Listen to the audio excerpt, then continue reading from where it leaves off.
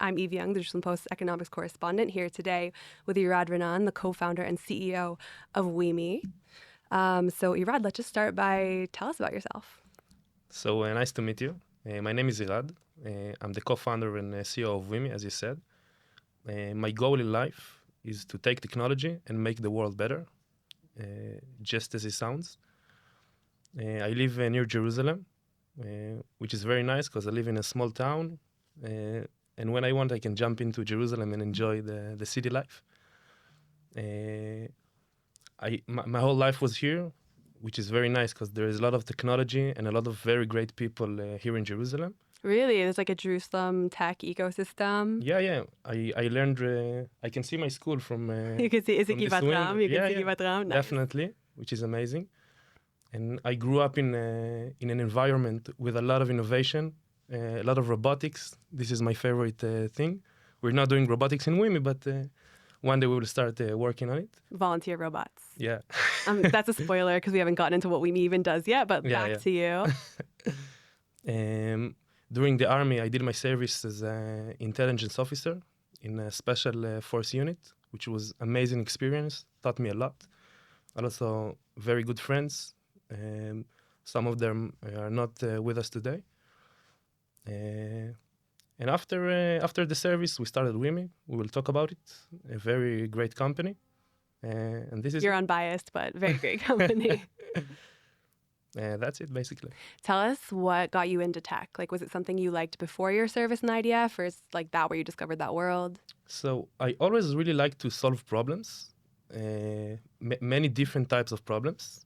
And from a very, very young age, I understand that using technology, I can solve problem much faster, much better, and in a more innovative way that exists today.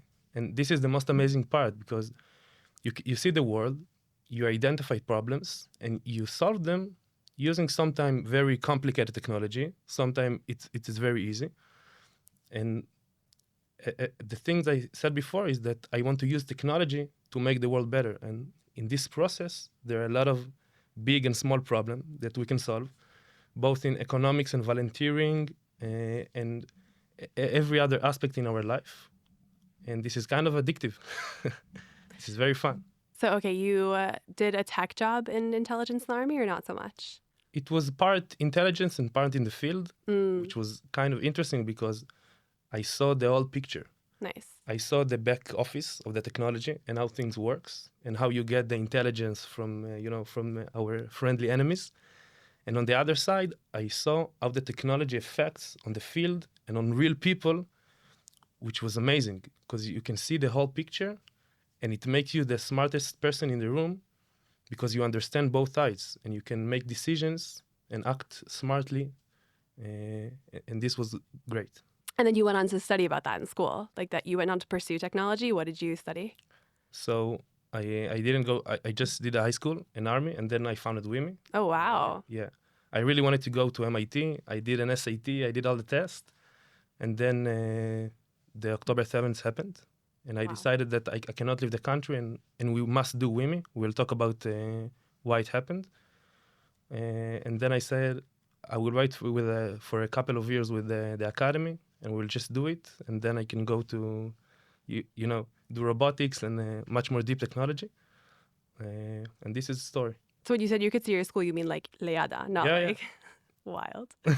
Amazing. Look at you. Like, good job. I have done school and not founded a company. So kind of wish I'd done it the opposite way. This is kind of nice because we're all like 23, 24, 25 years old in the company, which makes it possible for us, to commit very hard to problems, to work a lot of hours and just do that without anything else in our life. This is why we can process faster and do, just commit your whole mind and body and soul for a company. Let's do a quick what Weme even is, and then how did it start and how is it connected to your October 7th? Yeah, so people like to call us the Airbnb or the Tinder of doing good. That's funny. I'm not sure if I like this phrase, but it is a very good explainer of what we're trying to do. Basically, we want to connect people that want to do good or can to do good with people that need help. This is why we call it Weme. Your ability to help is a we, or your ability to receive help, which is the me. Now, when you're going deep into the problem, and we will do so, you will understand that there are a lot of players. It's not just you and me. You know, we have NGOs and municipalities and communities and all sorts of things. And the hard problem is to connect them in the right way, so we will create a better impact. This is the goal. And this is Weme in a word. Why we founded Weme is actually, it starts from a big pain, in my opinion. There was, I always focused on technology, on robotics and that kind of stuff. I can't even say that I was a volunteer or I even cared about doing good and that kind of stuff. I just wanted to do my tech companies. So the story of why we founded Weme is starting with a big pain. October 7th, a lot of people are rushing into the army. You know, the country is one big mess. Nobody knows what happens. And there are a lot of good people that say, I want to help. I can help. You know, I have a car. I know to do ABC. They wanted to do so. On the other side, there were tons of people who needed help. Maybe I'm a soldier that need to go to my base, or I just need to escape from the Nova, or, you know, every possible things. And it was a big mess. Me as a soldier, I saw it from a soldier perspective. You know, we're sitting in the base. People are in Gaza fighting. And one day, you know, 5 different people came and bring us food. And we put it in the trash because we can't eat so much food. The other day, no one comes. And this looks like a small problem, but it happens in every sector of doing good in Israel and the world, in everything you can think about. And this is when I first saw that there is a really, really big problem with a big potential of doing good, and no one solved it. I mean, there was amazing people that founded like grassroots, and it's called Hamalim in Israel. A lot of them. But, you know, this is a small solution. It's not like the great solution that everybody hopes for. And I kept, you know, the war is ongoing. I had this thought in my mind. I spoke about it with my friend Yotam, which is a good friend of mine. He founded Women with me when we decided to do so.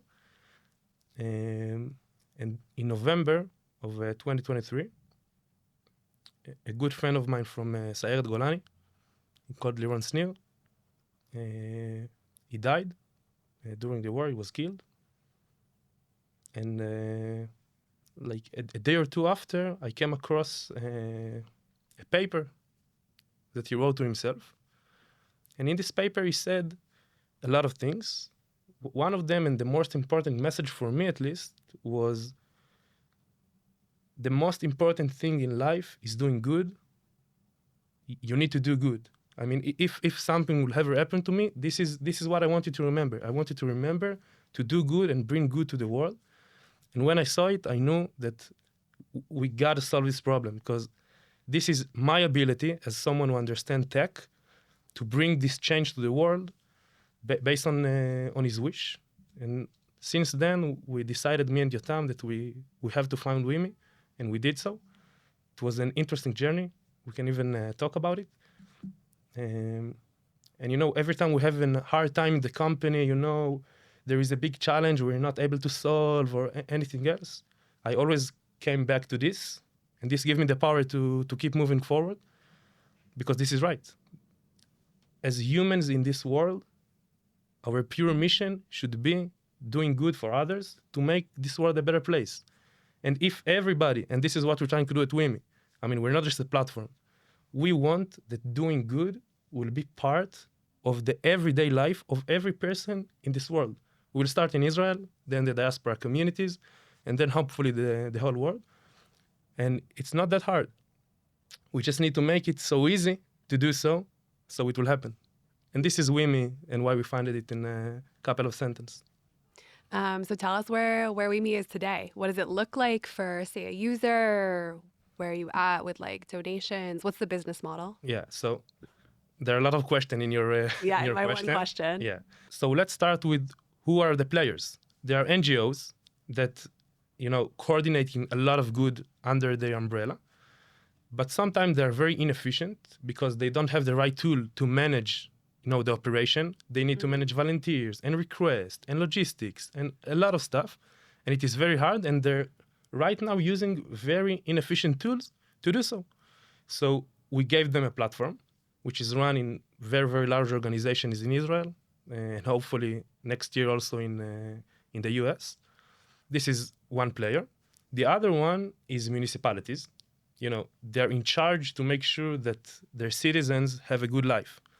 And we're helping them, just like NGOs, to receive requests from their citizens. So municipalities in your system are like other NGOs. They're people who are looking for volunteers. Yeah, so they also have the NGOs platform, so they can operate volunteers and requests and that kind of stuff.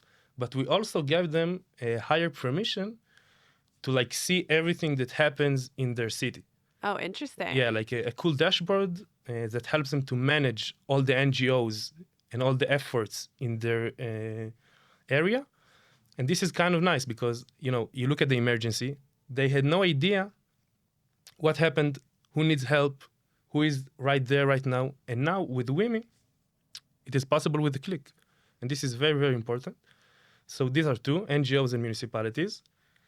We also have communities. Let's say you're a diaspora community in Boston, and you want to make sure that your community engage and help each other during routine times, but also during crisis. And we can also do that. And at the end of the day, our real users are just you and me. People that either want to do good. I have a free half an hour and I just want to do something good to my neighbor.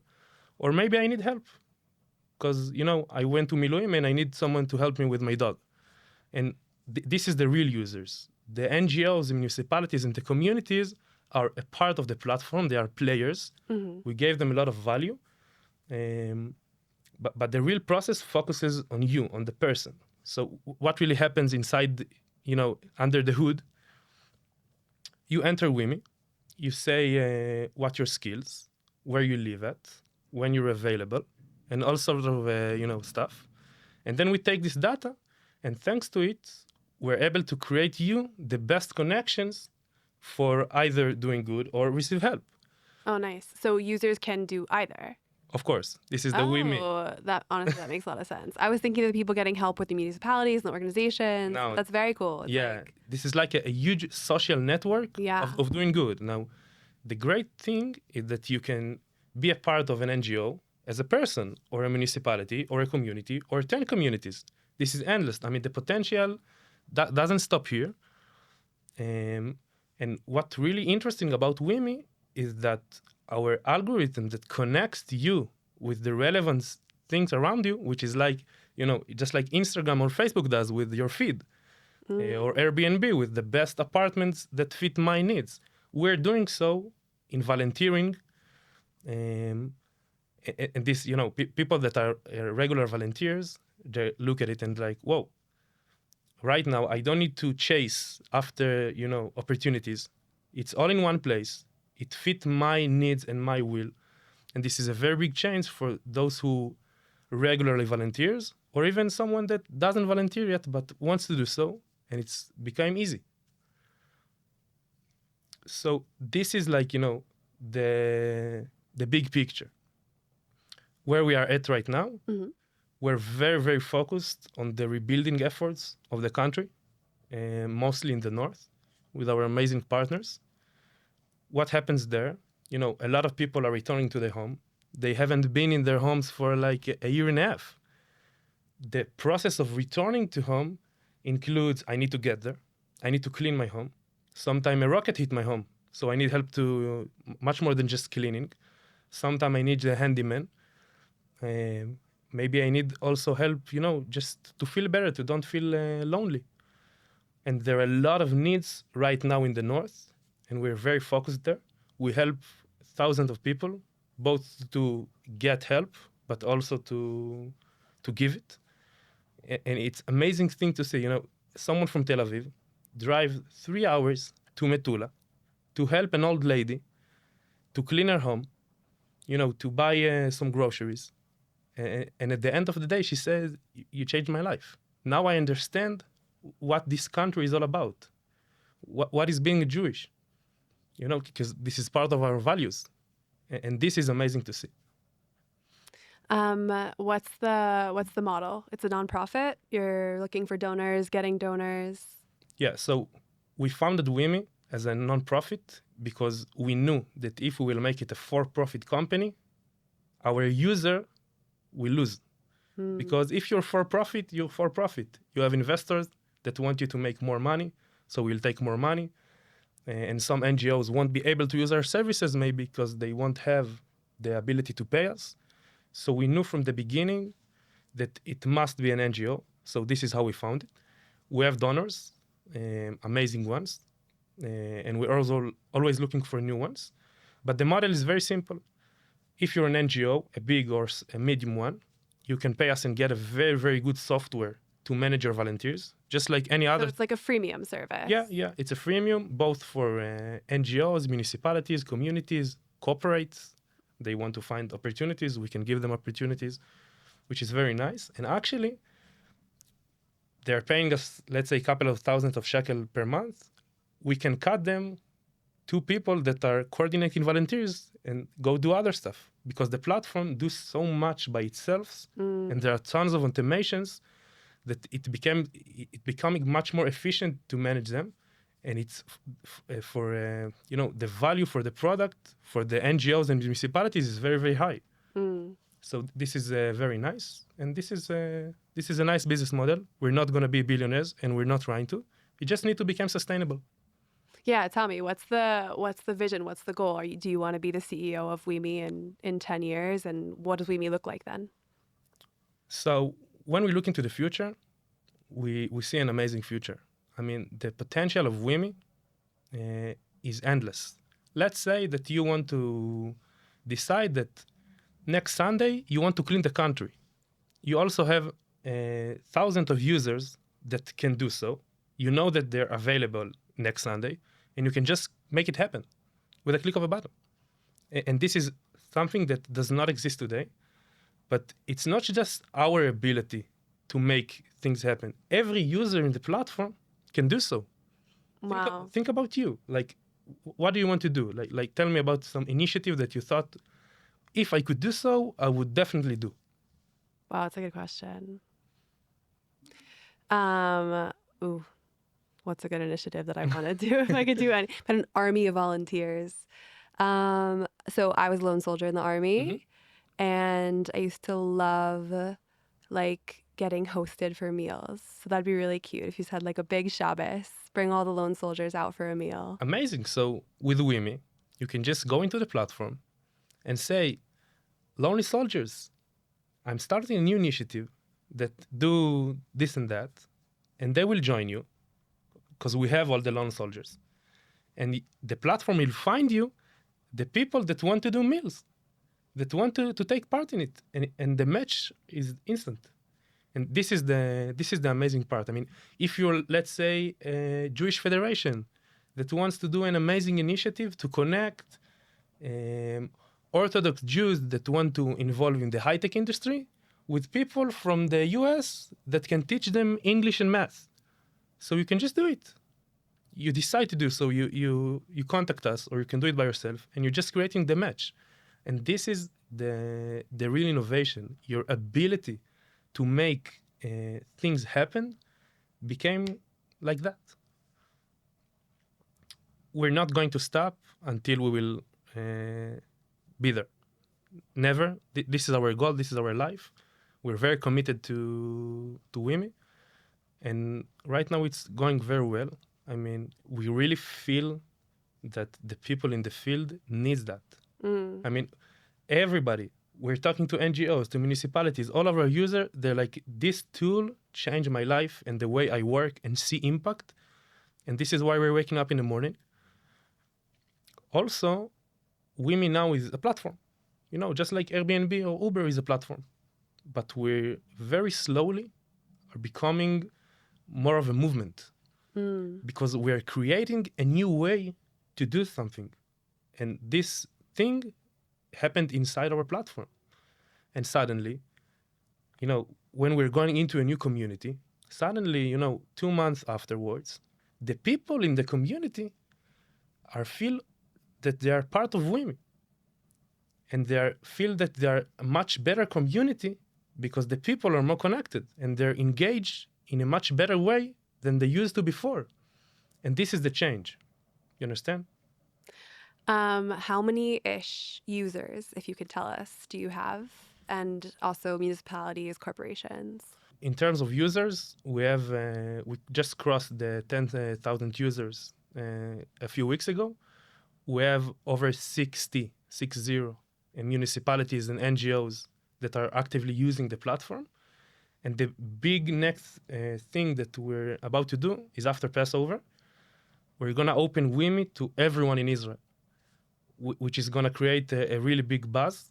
We're preparing like a social marketing team and that kind of stuff. Right now, Weme operates inside the NGOs, the communities, the municipalities. And after Passover, we're just going to open it to as like its own independent thing. Yeah, and this is going to be the great jump in the number of users and municipalities and NGO that are a part of Weme.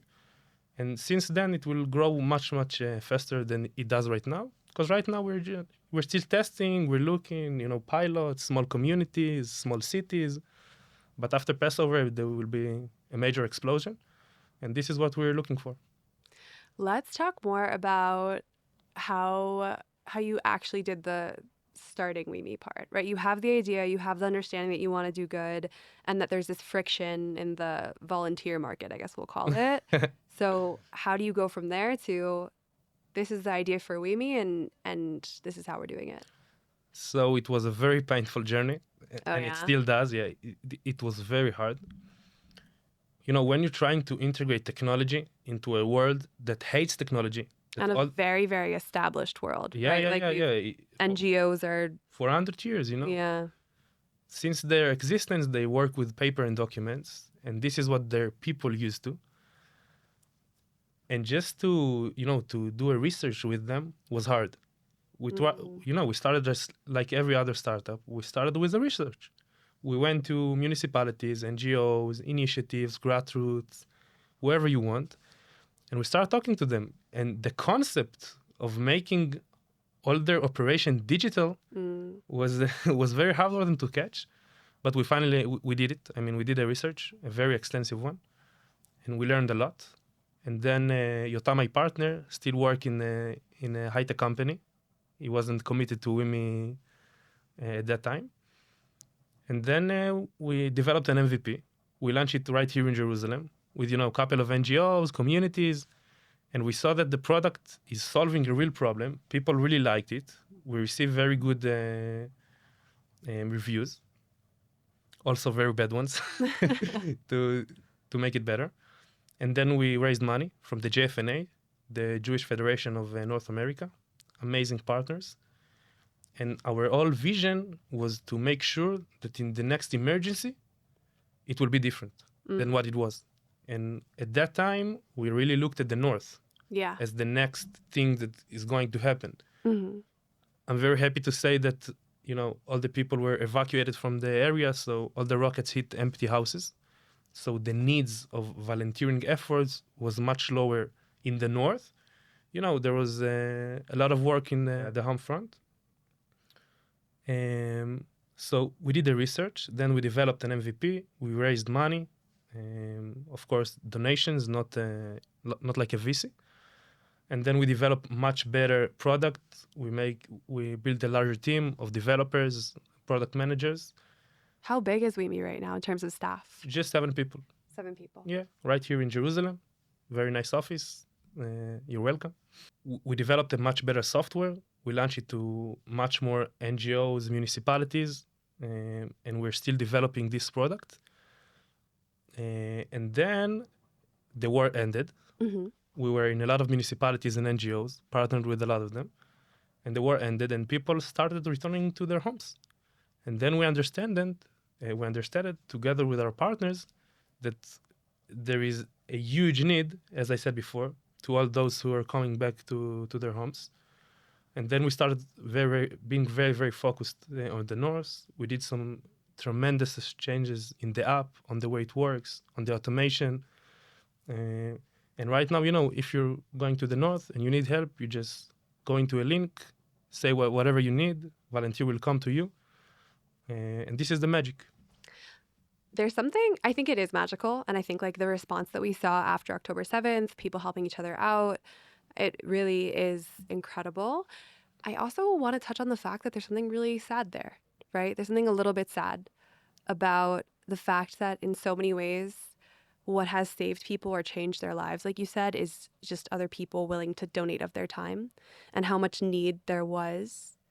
And it's like you're filling a need, but it's kind of maybe sad this need exists.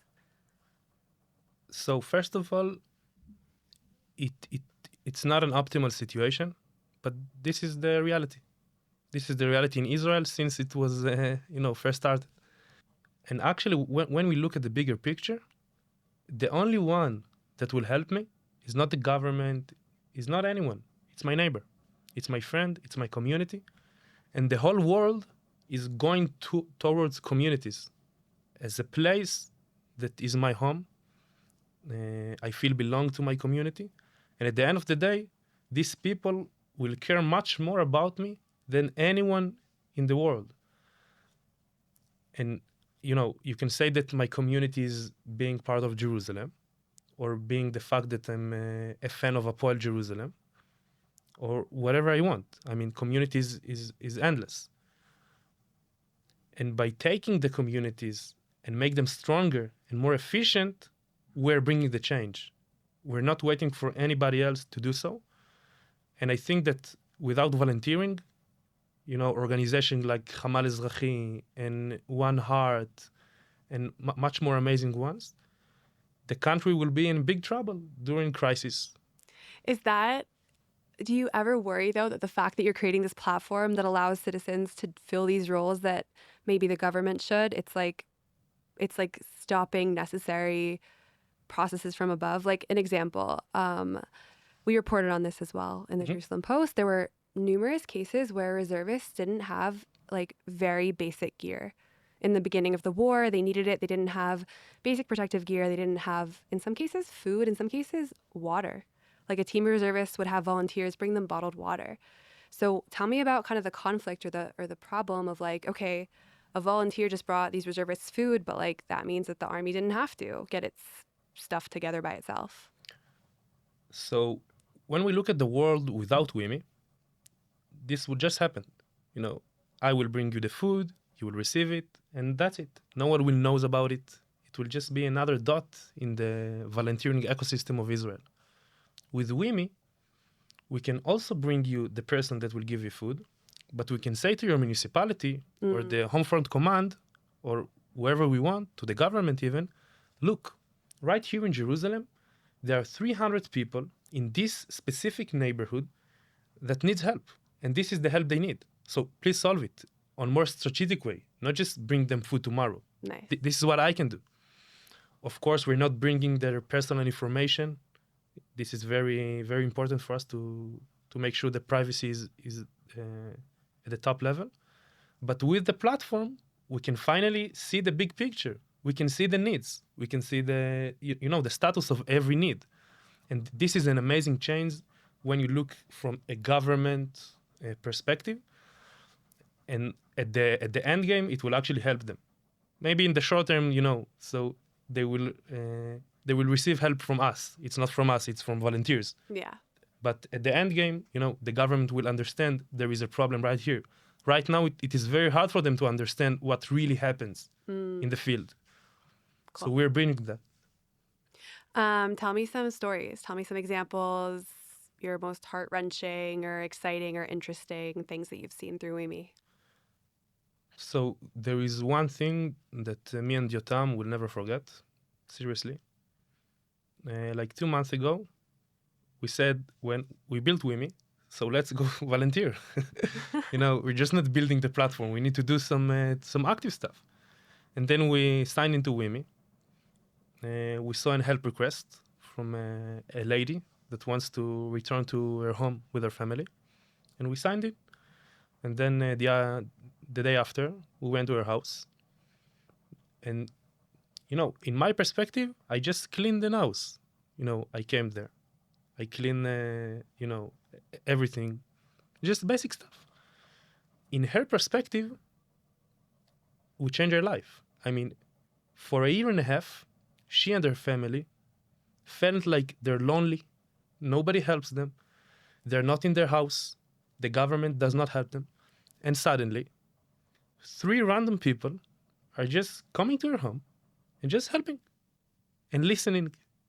And in her perspective, it was, it was crazy. I even have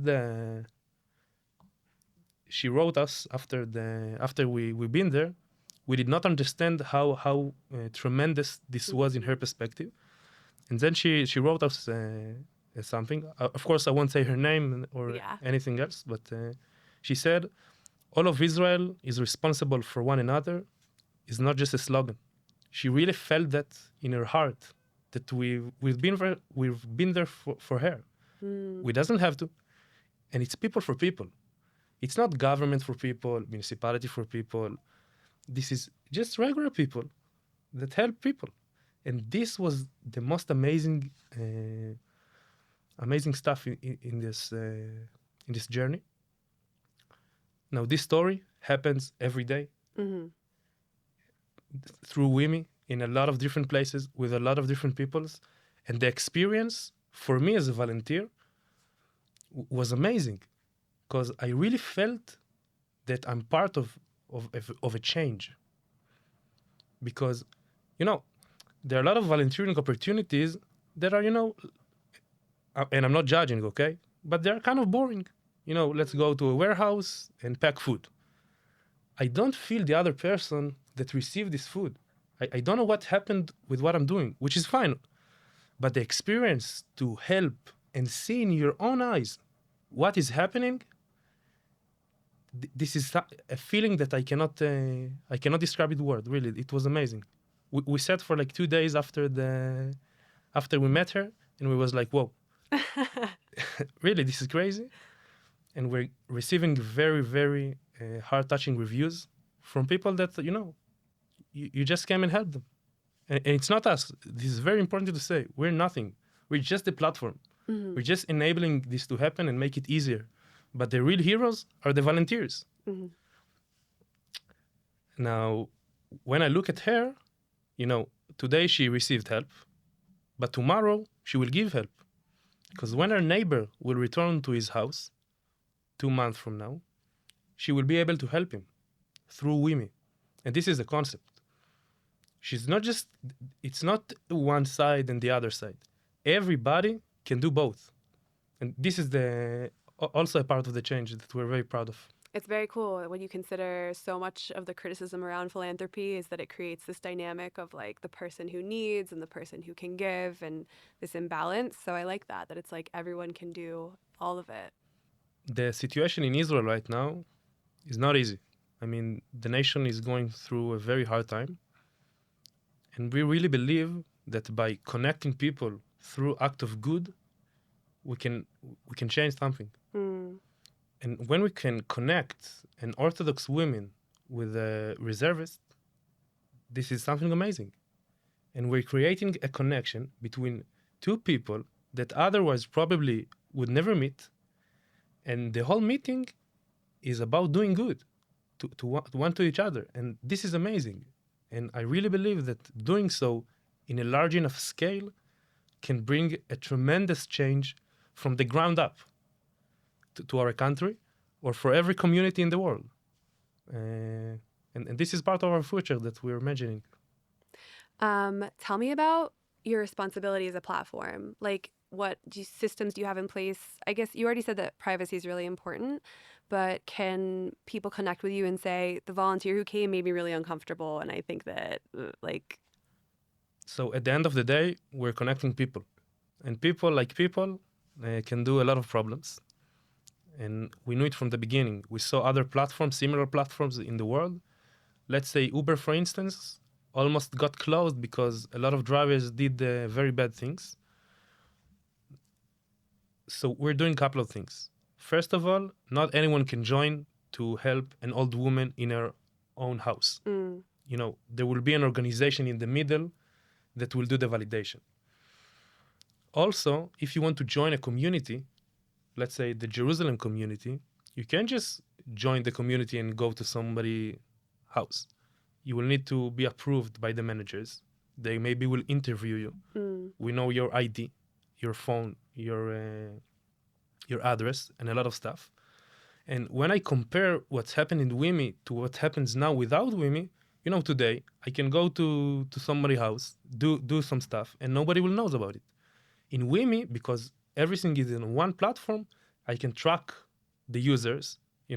I can tell you, look, Irad wants to come to your house, and he already helped 20 people in your neighborhood, and he lives there, and this is what he likes to do. And a lot of stuff that will make you more comfortable with Irad. You understand? And, this is the benefit of platform, because everything, everything is managed. Everything that happens.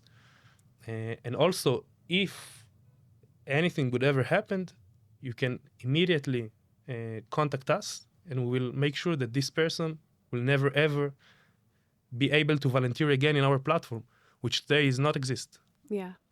I want to say to the audience of this podcast that in the next time that someone in your area will need help, make sure to be there for him. And remember that when you will need help, somebody will come.